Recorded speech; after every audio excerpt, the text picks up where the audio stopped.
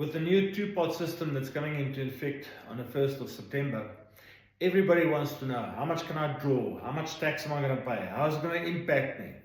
So let's do a calculation and see how this two-pot disaster is going to influence you. In order to do calculations, we have to work on certain assumptions. And we cannot work on the same assumptions for everybody because it differs from person to person based on their age, their income, their tax rate, etc., etc. So I've used one example that I'm going to do this calculation on, and here is the assumptions.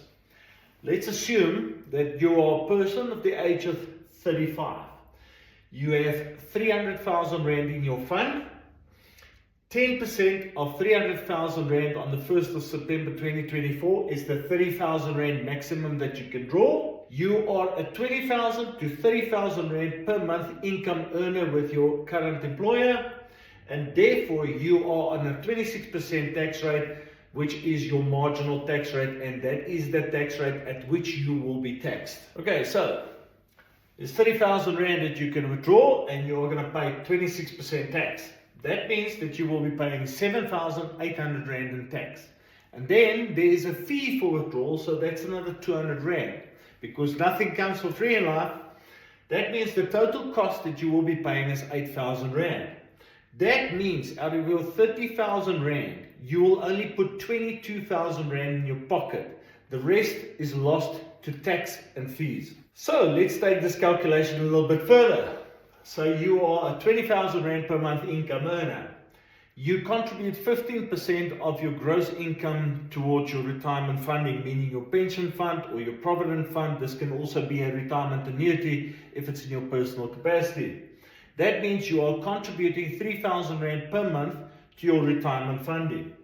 And let's assume that you are increasing this by 6% per year. Just for the calculation purposes, we assume that your salary increase per year is 6%.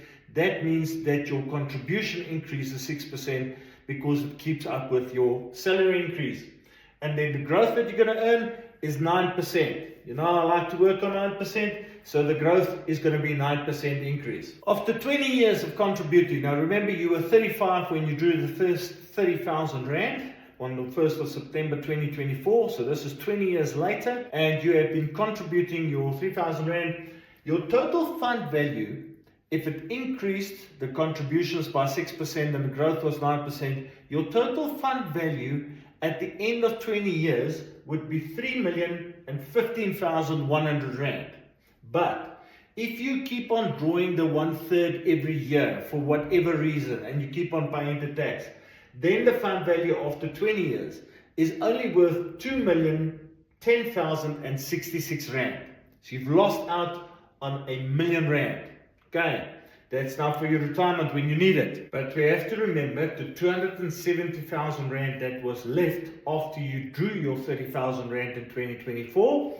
That 270,000 Rand also grows, and assuming it also grows at 9%, we will be left with 1,513,200 Rand in 20 years' time. So your total retirement amount that you will have in 20 years' time is 2,010,000 Rand plus 1,513,000 Rand, and that gives you a total fund value of 3,523,266 Rand. And this is what you have left 20 years from now, after all your contributions and because you withdrew every year, to retire with. And that looks fine, eh? That looks good. Trust me, it's not, and I'll show you why now. If you have, however, refrained from drawing the 30,000 Rand in September 2024, and you have also not made any withdrawals from now until 20 years from now, because that's the scenario that we're working on, then this is what's going to happen.